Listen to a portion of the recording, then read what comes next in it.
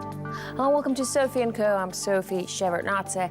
The digital currency Bitcoin, once a toy for computer nerds, is now soaring in price, triggering a new gold rush. Is it just another bubble or the glimpse of the radically new financial future? Well, I asked Rick Falkvinge of Bitcoin Cash and founder of the Swedish Pirate Party. The new Bitcoin craze is making people rush into cryptocurrency investment, with the digital money's skyrocketing value putting it into the spotlight. But aside from causing a new gold rush, Bitcoin is promising to completely transform the way we use money. What will peer-to-peer money exchange do to the global banking system? What role will the world's governments be left with when Bitcoin goes global? And can it overcome its unstable nature to bring about a radical financial revolution? Rick Falkvinge, welcome to the show. It's really great to have you on our program. Now, you predicted Bitcoin's thousand-fold increase back in 2011, and indeed, from $1 in February 2011, hit a record high of almost $7,880 last week, then had a plunge and is back up again now. Why does it keep growing, and is there any price limit for Bitcoin? Yes, there is a price limit for Bitcoin and cryptocurrency. It cannot displace more money than exists in the world. So there is an upper ceiling. But that upper ceiling, if you're just regarding Bitcoin as a commodity on the market, which I think it is, like any currency, can easily go to 1 million or more per Bitcoin. Now, it's important to remember that Bitcoin might not be the final cryptocurrency. Cryptocurrency will displace the central bank money. But with social networks, we had 6 Degrees, which was replaced by Friendster, which was replaced by MySpace, which was replaced by Facebook. So some cryptocurrency is going to be worth a lot of money. Which one? Well, that's a gamble. So we're having this Bitcoin split, right? Without going into too much detail, we have 2 different versions of Bitcoin as of now. You're the man behind the Bitcoin Cash. This is a new version of Bitcoin that was created according to your organization in response to years of mismanagement of the Bitcoin legacy network. Is Bitcoin's decentralized nature its Achilles heel? Is it going to keep splintering because there will always be someone in the community who will be unhappy about the way it functions? A key aspect of Bitcoin is that it's permissionless. You don't need to ask anybody's permission to do anything. And this is key in the entire community, which is why I decided to publish a letter where I was chief executive officer without asking anybody's permission, as a way to illustrate that we're not asking permission. That's just part of our community.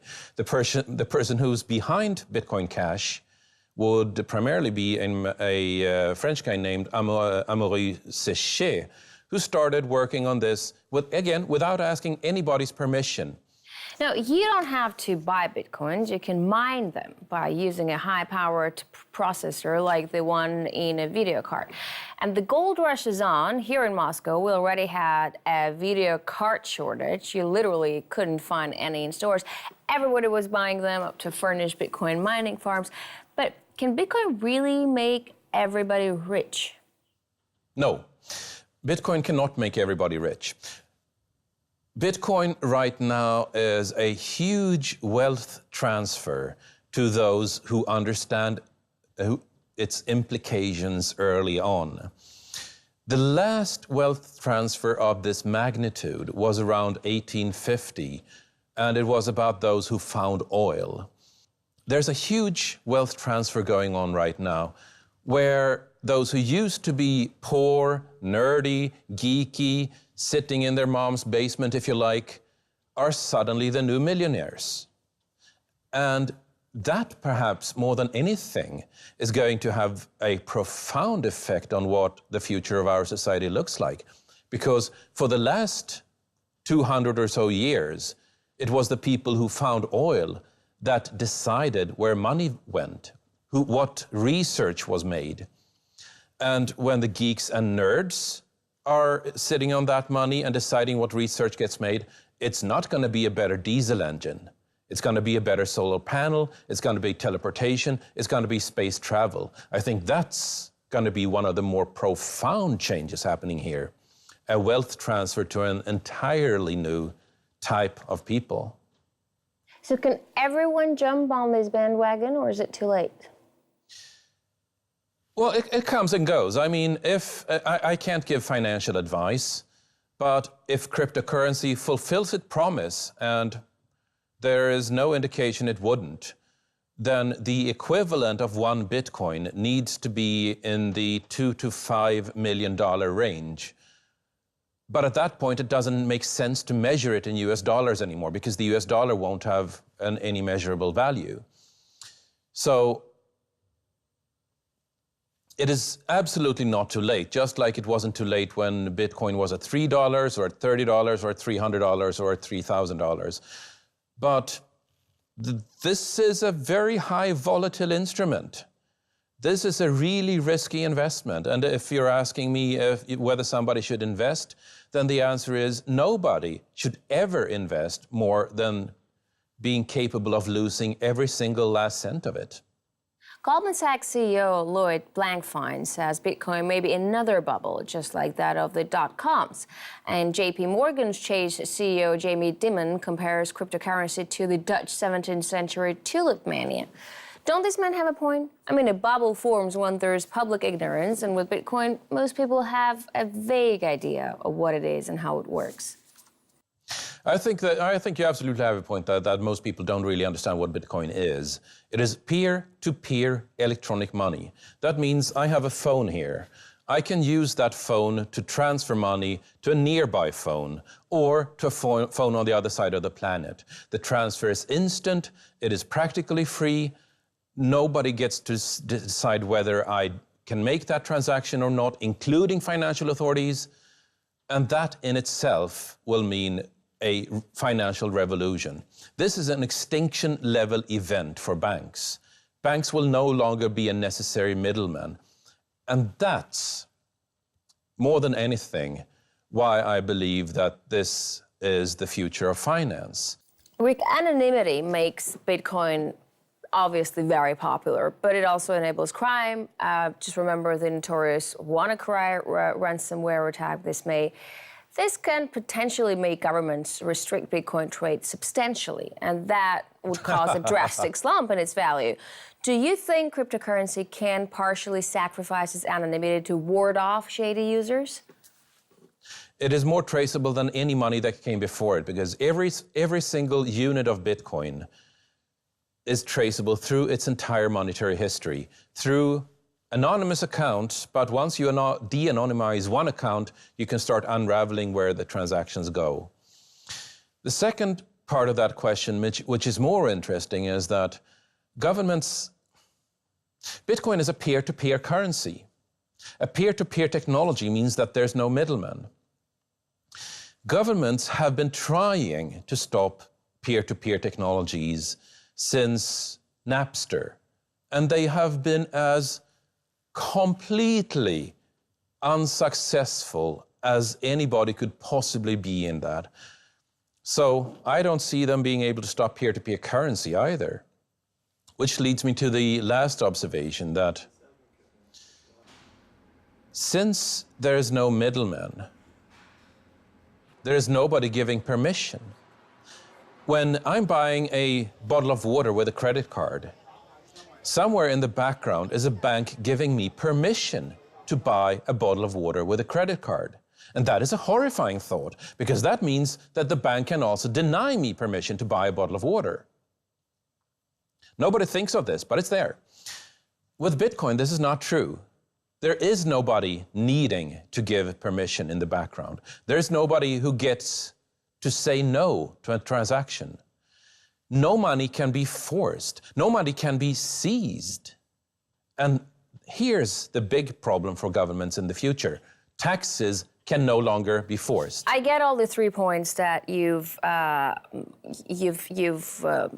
said. Like before, you said it's traceable. With WannaCry, we know where the ransom money is going, but the accounts themselves are anonymous. But if we know that there is an account with ransom money extorted from ordinary users in it, shouldn't we have the ability to freeze an account and take it back? No. Why should you?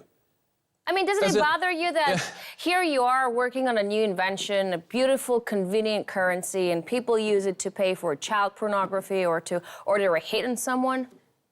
Actually, they use the US dollar for that.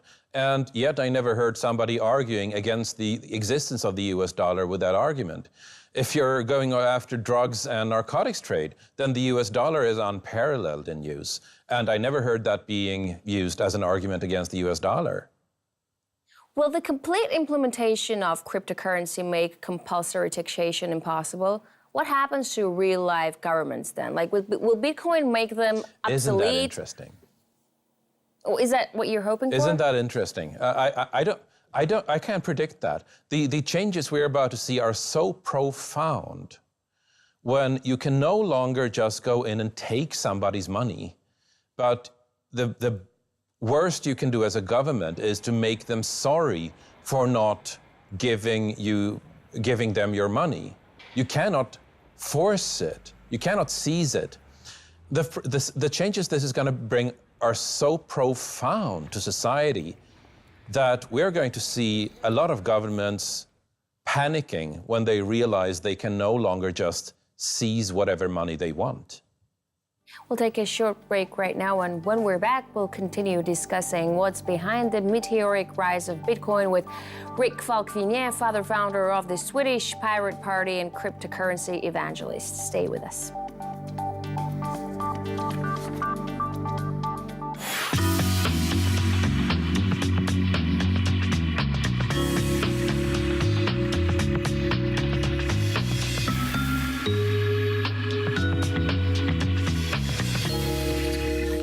And we're back with Rick Falkvinge, founder of the Swedish Pirate Party and cryptocurrency evangelist, discussing the future of Bitcoin. Welcome back, Rick. Now, do you think the government can come up with its own version of a blockchain currency, make it traceable, registered, and ensure nobody ever evades taxes or fines or hides their profit? I know banks are trying to. Citigroup, for instance, is definitely doing it right now. There are governments trying, there are banks trying. There was this sort of mantra or cliche last year and the year before last that it's not about Bitcoin, it's about the underlying innovation of Bitcoin called the blockchain, which is a solution to a really hard problem. As in essentially, how do you make sure that a lot of people are agreeing on everybody's account balances? Because there's obviously an interest in somebody saying that, no, I have more money, and everybody else needs to not agree with that. Governments and banks don't really think in this way. Banks think that they can start a blockchain technology and then issue more money down the road. Governments think that they can start a blockchain currency and issue more money down the road. But the whole point of a blockchain technology is that you are trusting in the mathematics and not in the issuer. In this way, a blockchain currency versus a central bank currency is a lot like open source software versus proprietary software like Apple Mac OS or Microsoft Windows. It took 30 years, but in the end, pretty much every single computer web server is running an open operating system. In the same way, I predict that we'll go from proprietary money to open money and permissionless money, like Bitcoin. You know, Bitcoin enthusiasts say that cryptocurrency will eventually replace all regular currencies, become the world's only money. But can cryptocurrencies really work for everyone in the world? I mean, internet connection isn't a permanent thing. People in a Sri Lankan jungle aren't online all the time, for instance, and half of African people don't even know what a cell phone is to go online. 100 years ago, we asked, but what about the places there aren't electricity? How will you use an electrical engine then? And today, there is electricity in most places. And where there isn't electricity, there are batteries. There are some specialized cases when you go camping, when you go hiking, when you go survival training, that you don't have electricity or internet the way you take for granted. But overall, I don't see it as a long-term concern. that you won't have access to the internet, because just as we speak, there's a network of satellites being planned to put the internet on every spot on the globe.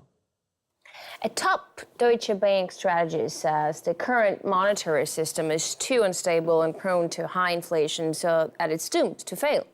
Will cryptocurrency fill in the vacuum if that is so? I mean, how will it change banking? I think you're spot on there. The European Central Bank is used to print 80 billion euros per month, just propping up a gigantic bubble happening right now. It doesn't do that anymore. It just prints 60 billion euros per month. The US Federal Reserve was printing trillions of dollars, inflating the money supply. We know how this ends. Once a government starts printing money to pay off its own debt, the story doesn't have a happy ending anymore. It just doesn't. History is brutal on this point. So cryptocurrency doesn't really need to replace the US dollar, replace the euro. It just needs to survive while those behemoths collapse under their own weight. And that, when it happens, it's going to go fast. So will the widespread use of cryptocurrency while promising a new level of liberty actually discriminate older generations? I mean, it won't be easy for older folks to get used to this complicated digital stuff, right? Will it disadvantage them in the end? It isn't. It is complicated. It is too complicated. It is not usable enough. It is not usable enough at all. And I agree that this has always been something of a problem, that in the 1920s, when households were electrified, there was a training curve where older folks were being shut out from all these new electrical appliances because they had to relearn so much. When computers arrived, it was the same thing. When smartphones arrived, it was the same thing. There's always a problem where a younger generation needs to take responsibility for, if you like, introducing the elders to the ongoing changes of society. Fortunately, there's usually somebody in every family who does that. But the concern is absolutely valid. The first time Bitcoin was used to pay for a real service, it cost a user 10,000 Bitcoins to get 2 pizzas. Now, Yes. that is worth Yes. $70 Very million, expensive pizzas. right? I mean, $35 million per pizza. I wonder if that man really wishes he'd cooked at home.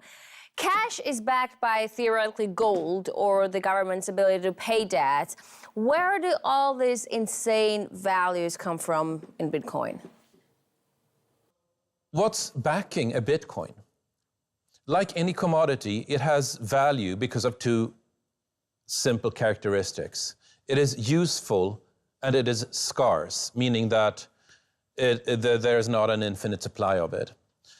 It is useful because I can use it to transfer value to Malaysia on a Sunday without anybody interfering with that transmission. And it's finite because there's only ever going to be about 21 million Bitcoin. Those 2 things make it valuable. Not that it's backed by a government, because it isn't. You know, there have been In many... that way, it's kind of like gold. There have been many cases of Bitcoin theft. With this latest BTCE's case, we have a suspect accused of stealing tens of millions of dollars worth of Bitcoins. Is it not really safe to keep your investments in it? I mean, considering that the hype about its rising value surely attracts hackers like flies to honey. Bitcoin has that problem. I mean, it's really hard to store your Bitcoin securely. It is a really hard problem that has not been solved. Some of the best solutions involved specialized hardware that you keep on your wrist. Some other solutions involve opening up a laptop and taking out the Wi-Fi circuits, making sure it cannot ever connect to the internet and so be infiltrated from the outside. This is hard today, but it is going to become usable.